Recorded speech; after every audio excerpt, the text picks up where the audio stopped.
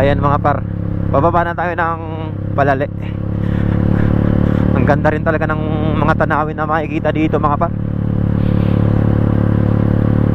Quality rin talaga, solid.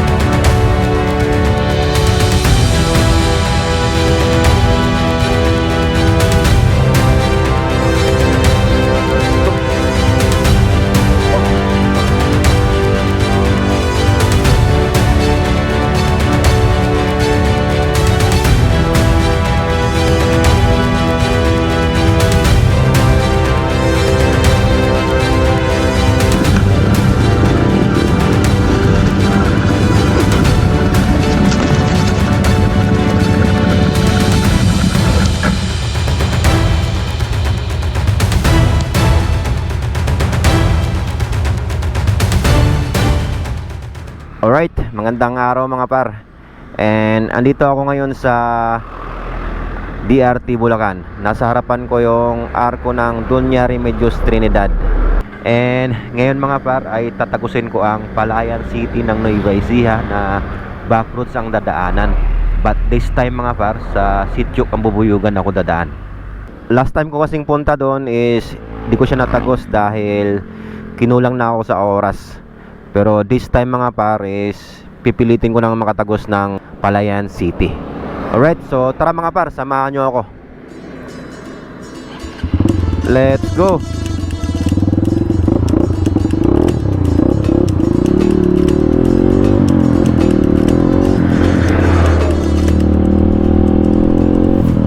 And maraming motorista ngayon mga par, kasi weekend ngayon.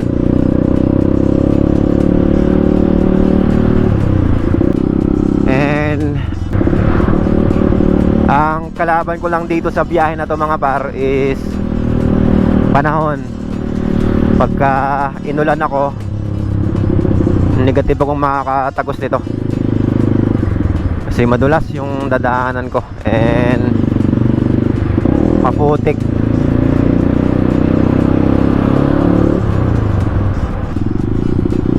Bali lalabas tayo ng Akli San Ildefonso dito mga par.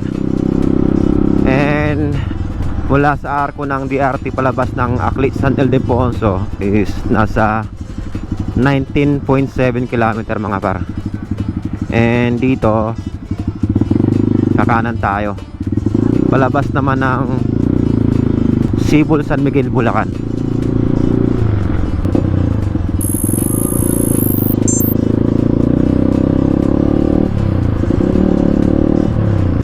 Tapos dito mga par, kakanan na ako. And kilometer check tayo, 43.5 kilometers. Ayan.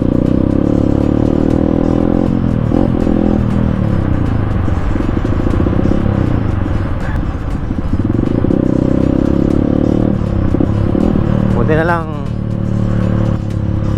umaraw ulit mga par.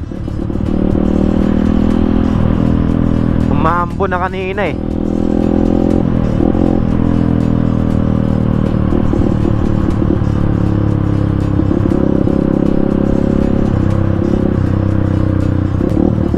Dito na ako sa Sitio Bitis mga par.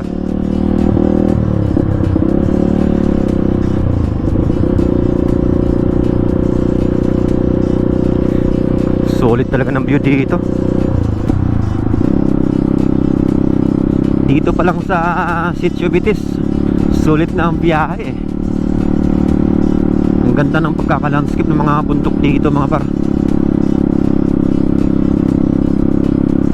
Quality. Quality yung view na makikita dito.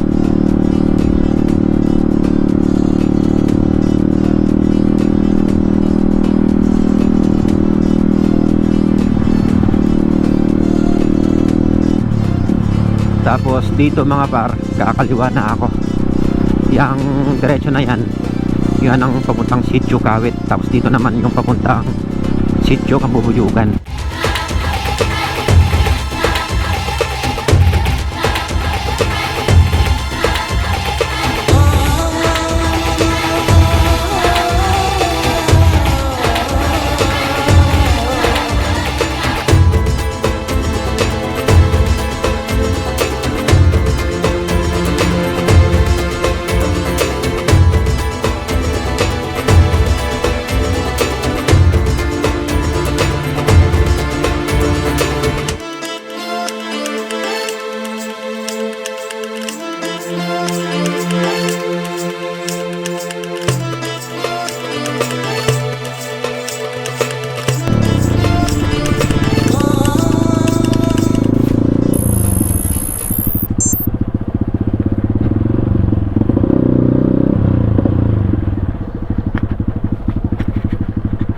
Ayan mga par, nandito na ako sa Sitio Kabubuyugan, which part pa rin to ng DRT. Ayan, kung doon ako dumaan, dyan ang labas ko. Ayan, dito mga par, pagbaba natin dito, dito na mag-uumpisa ang trail mga par.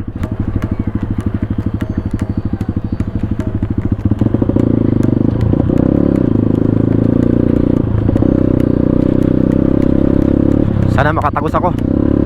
Sigurado madulas to. Nilapara na rin pala oh. Ay, okay pala oh. Nilapara na mga par.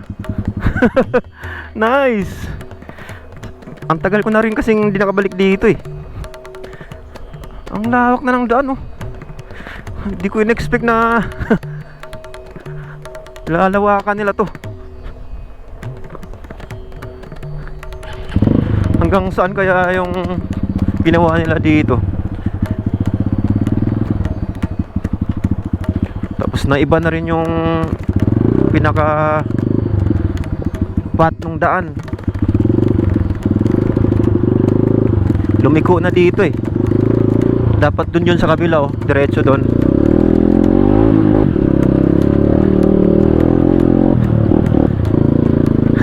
Ayos. Ang lapad na pala.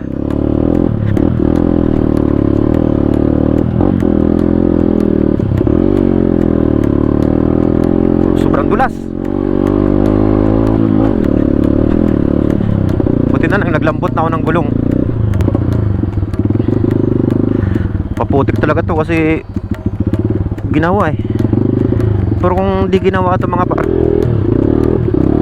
doon lang yung problema eh, sa umpisa eh. Si pahon yun dun eh. Hindi ko in-expect talaga mga par na lalaparan nila to. Kaya pala wala nang nagtitrail dito.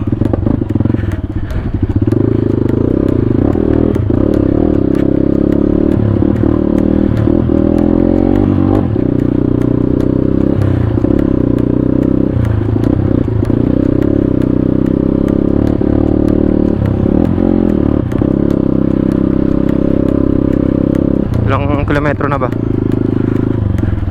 Naka 71.5 kilometer na ako mga par. Di na ako lilihis sa dinaanan ng gulong.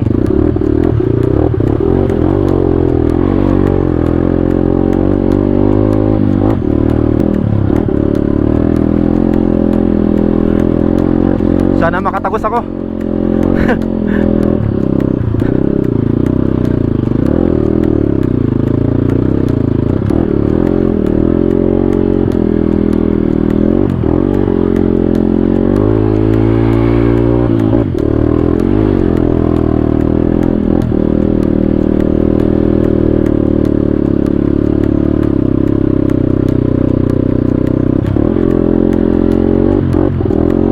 Buti may dumaan ngayon na backhoe. Yung dinaanan niya tumigas.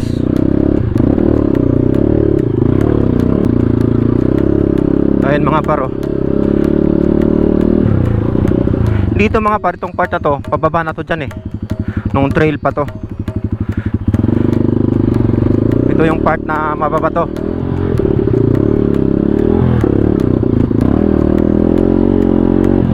Pero ito ngayon malawak na.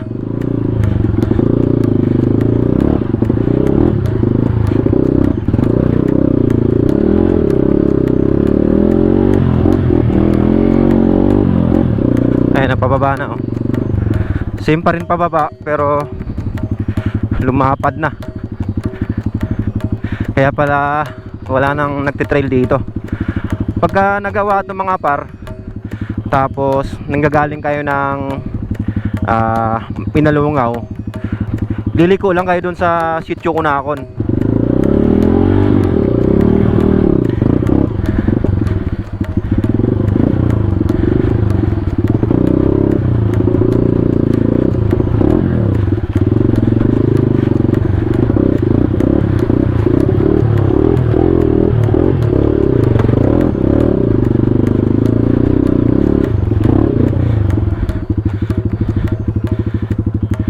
Ayos. Maganda rin yung view. Ang lalaki ng pato, oh.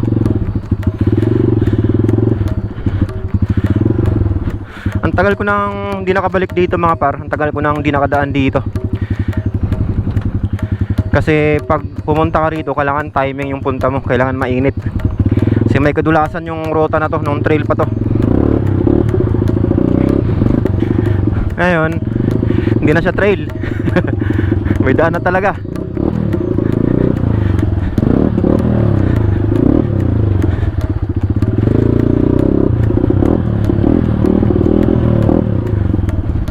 Ito na yung pinakakampo, oh. Sa tapat ng kampo na to, yung bahay na yan. Ano na yan? Pababa na ng Sumakbaw River mga par. Saan kaya ako dadaan? Dito ako. Mas mababaw yung bakat ng gulong dito.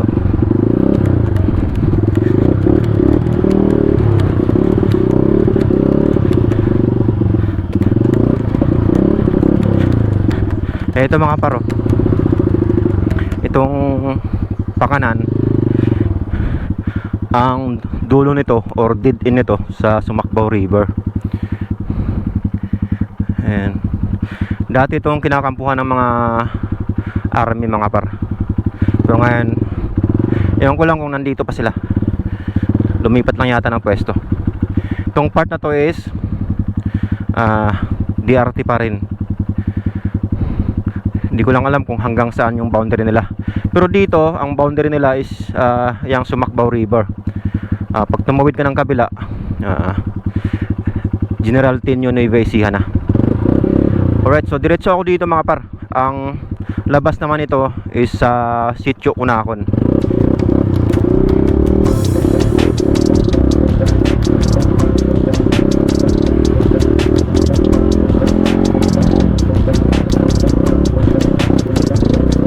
Dito is trail pa rin.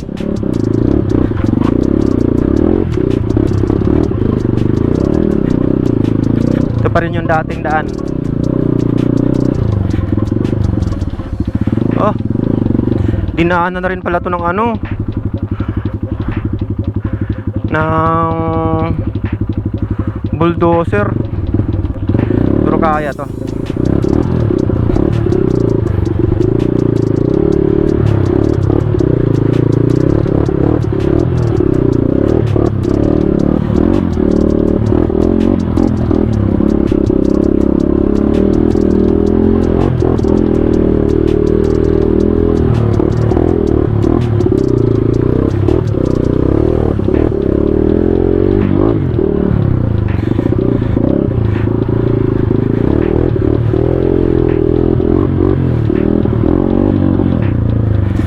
Ayos hindi ko in-expect talaga. Siguro kung di pa nilaparan yon andun pa ako sa kalahati ngayon. Kasi matarik yung ibang part dun eh, nung trail.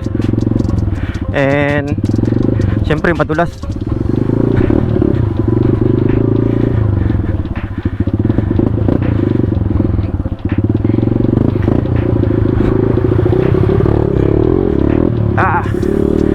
Ayos.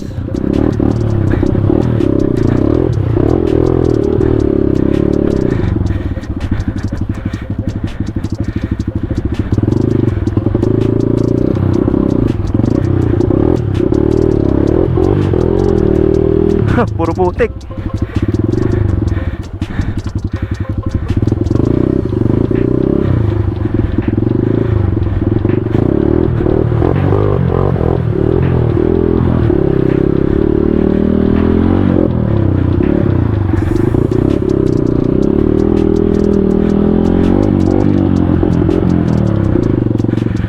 Ultik pala dito mga par. Mapapalaban ako dito. Huwag lang talaga sobrang lalim.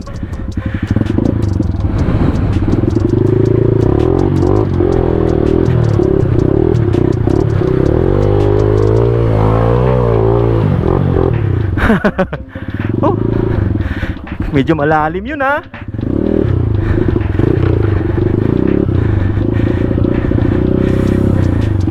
Konti na lang to. Palabas na tayo ng ano nito. Chichukunahon. Sobrang putik pala talaga dito.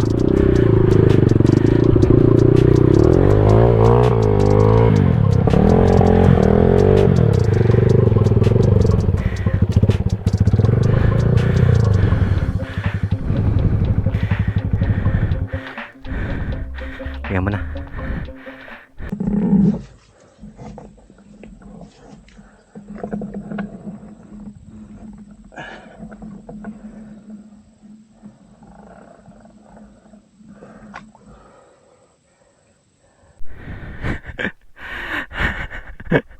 Kung kailan palabas na ako, saka ako nabalahaw.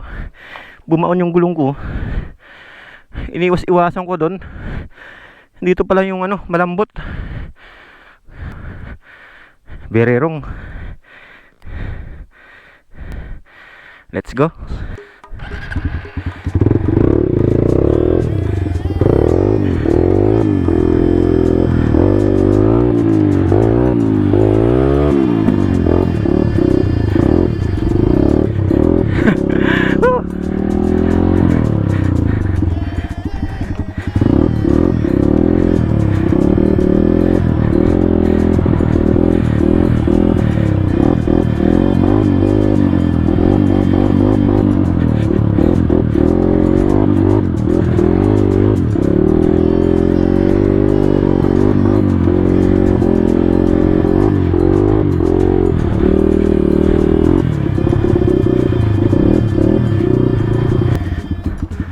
Napalaban ako mga para.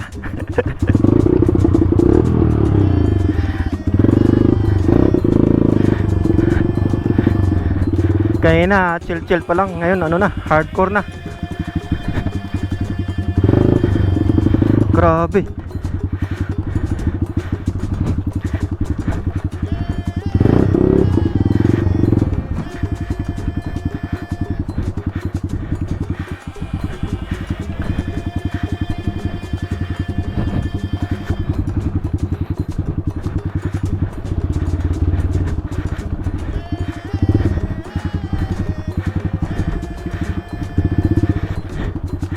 Tindi ah.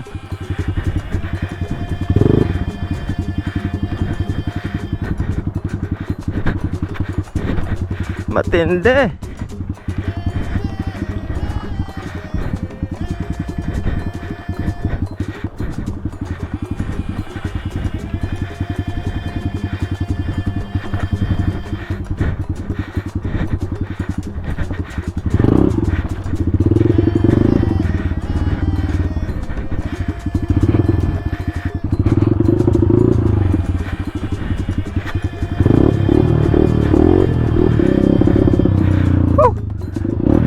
Napalaban ako doon ah.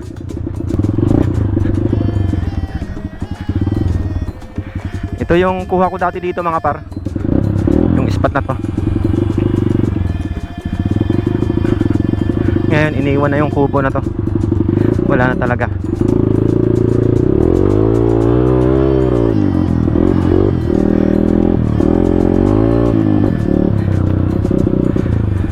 Yun, may bahay na dito. And ayun oh, may sidecar na.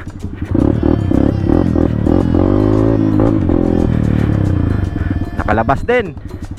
And medyo okay na yung daan dito.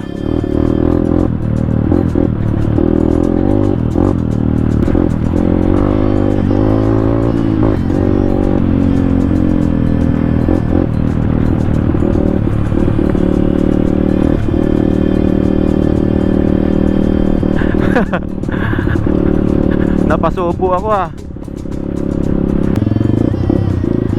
Ay, malala rin pala dito. Sobrang kinis ng daan dito dati mga par. Pero ngayon, ang gara. Grabe. Nangyari dito.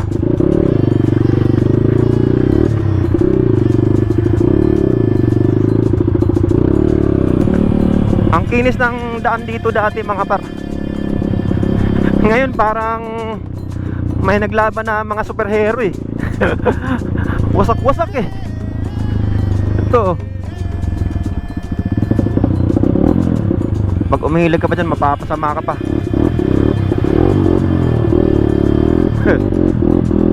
Di ba?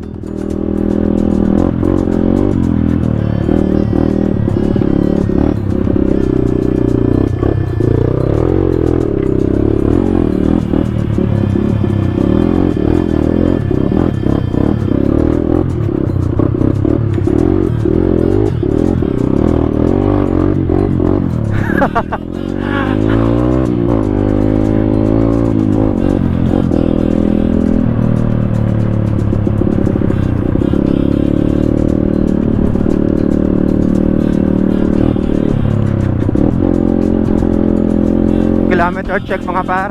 Ito 6.1 kilometer. And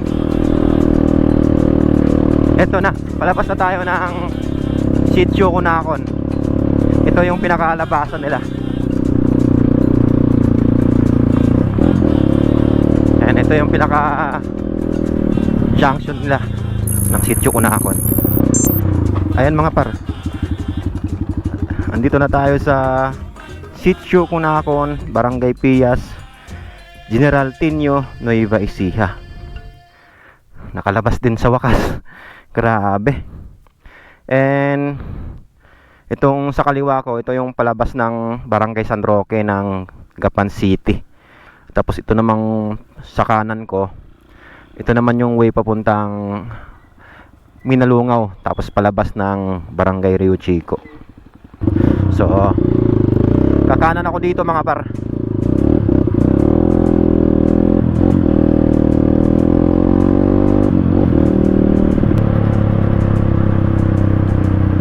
Ayan mga par, itong pakanan, ito yung way papuntang Minalungaw. Bali kakaliwa ako dito, palabas ng Barangay Rio Chico.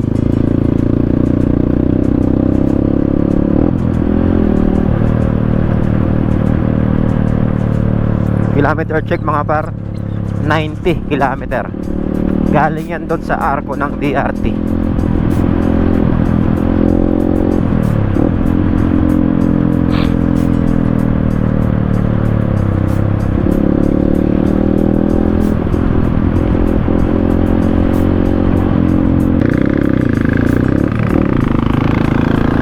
Mula dun sa Minalungaw mga par, 12 kilometers palabas dito sa Barangay Rio Chico. Tapos dito kakanan na ako.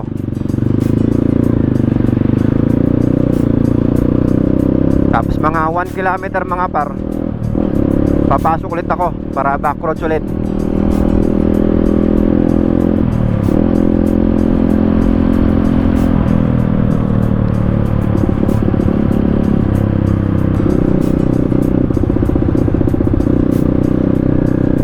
Ayan, Dito mga par, kakanan ulit ako.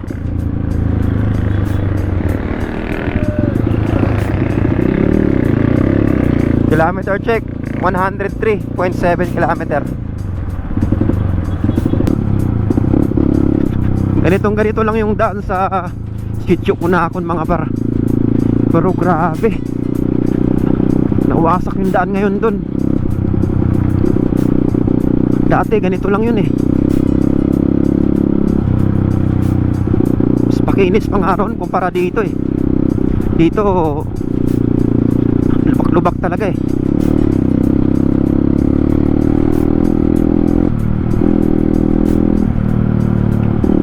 Kilometer check 110.9 kilometer. Haba na ng tinakbo ko mga par.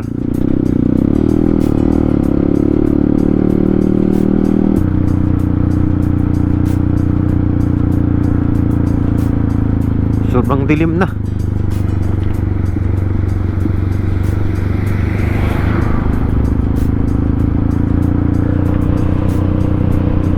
Maambo na pala.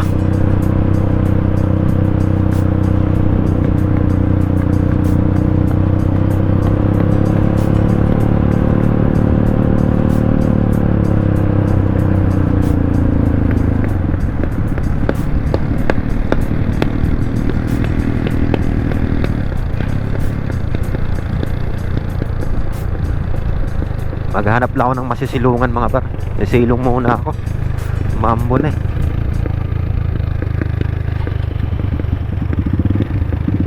Alright. Inaabot ako ng ulan mga par. And mag alas 4:30 na. And saktong sakto tumigil na yung ulan. Bale, sumilaw lang ako dito sa Winalungan National Park. Mga halos ano rin 30 minutes na umulan. Tagal din. Bale, mag-change route ako mga par. Ang dapat kasi na dadaanan ko is mag-Sitio Bignay ako. Tapos aahon ulit ako doon sa Palale. Pero ngayon mag-iiba ako ng ruta mga par. Hindi na ako mag-Sitio Bignay kasi umulan. Mataas ngayon yung ilog doon. Then yung paahon sa Palale, sobrang putik nun. So negative ako dun mga par. Alanganin, baka mapahamak pa ako dun. So abante na ulit ako mga par. Mag-iiba ako ng daan. Alright, let's go.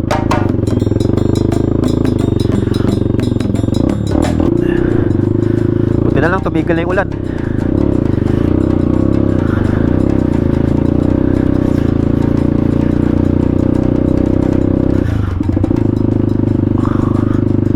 Kunting ambo na lang pero pwede na yan.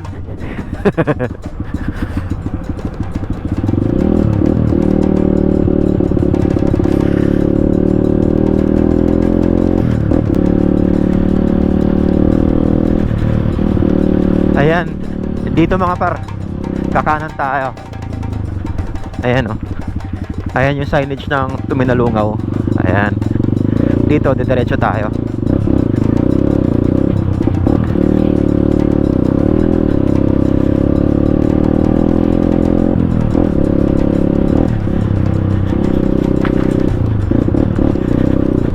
Rough road to mga par.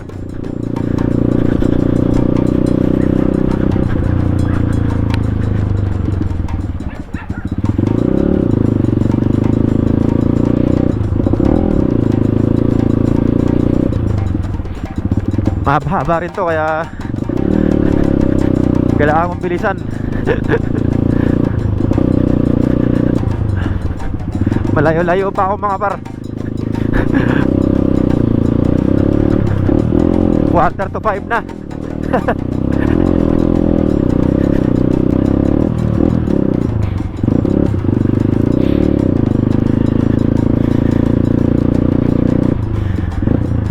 Dito mga par, kakaliwa na tayo. Ayan, may signage ng Tuminalungaw.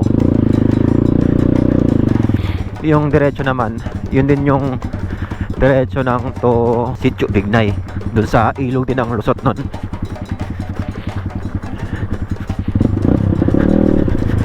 Dahil nga sa umulan, kaya nag-change route ako.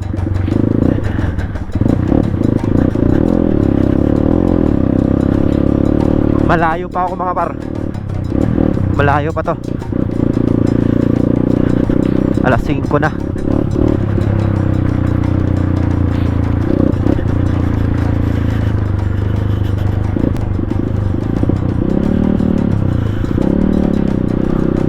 Tapos ayun mga paro, yung ilog. Ito yung babaybayin ko doon. Ang lalim mga par, negative. Kaya sayang lang ang oras ko kung tutuloy pa ako doon.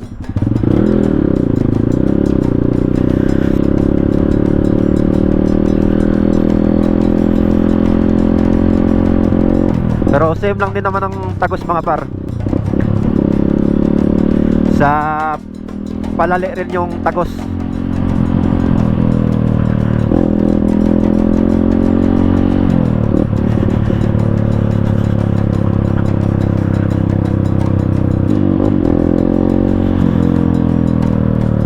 Ayan. Tapos dito mga par, kakaanan tayo.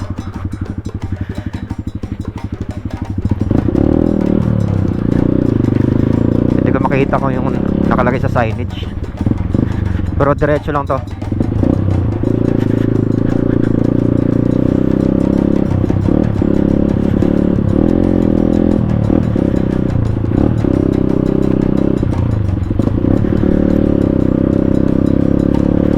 Dito sa part na to, may mga dumadaan na lokal. Ayun o, tricycle lang ang gamit. Medyo makinis yung rough road dito. Medyo okay yung daan dito.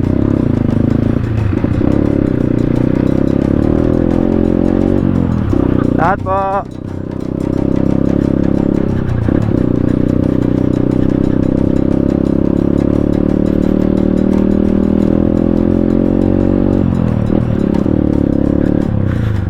Ayun mga paro.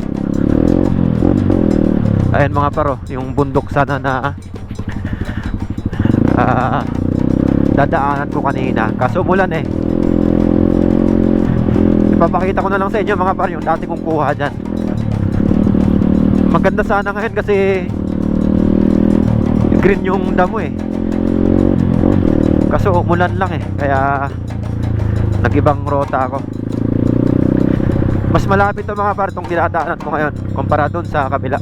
Mas malayo yun, pero mas sulit dun.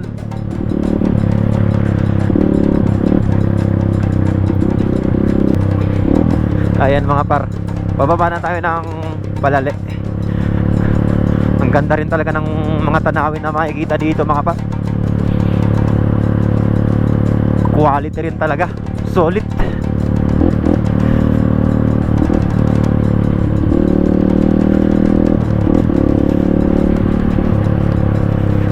Ang gaganda ng bundok. Ang gaganda ng pagkaka-landscape ng mga bundok dito.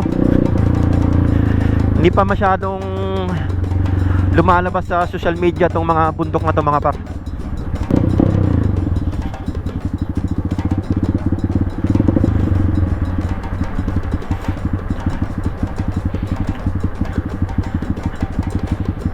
Ayan, sana maliwanag pa sa GoPro. Ayan, dito na tayo sa Barangay Palale, General Tinio, Nueva Ecija. Ayan mga par, bali kakaliwa ako dito mga par. Tapos dito mga par, kaliwa naman.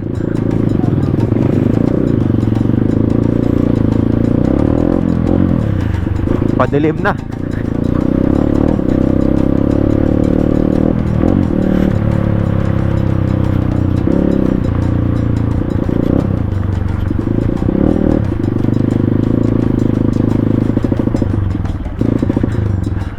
Tapos dito mga par, kakanan tayo.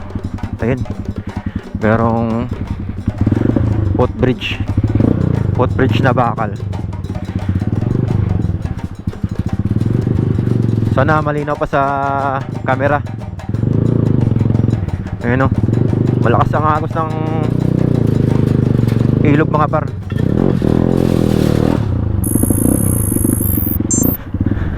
Ayan mga par. Ginabi na ako. And andito na ako sa pinaka highway. Ito na yung pinaka highway mga par. Itong pakanan ng papuntang Tanawan at Laor. Tapos ito namang pakaliwa ang papuntang Port Magsaysay. Hanap lang ako ng spot na maliwanag mga par. Ayan, medyo maliwanag dito. Ayan mga par, andito na ako sa Sitio Alorma ng Palayan City, Nueva Ecija. Ayan, so kilometer check mga par, 164 kilometer. Galing yan sa arko ng DRT. Tapos mula naman sa Barangay palabas dito, nasa 17 kilometer mga par. May kalayuan din. Hindi na ako kumuha ng mga video kasi sobrang dilim na. Ayan mga par. So dito ko natatapusin yung vlog ko mga par. And sana nag-enjoy kayo sa napapanood nyo. Ayan. Maraming salamat sa panonood. Peace out.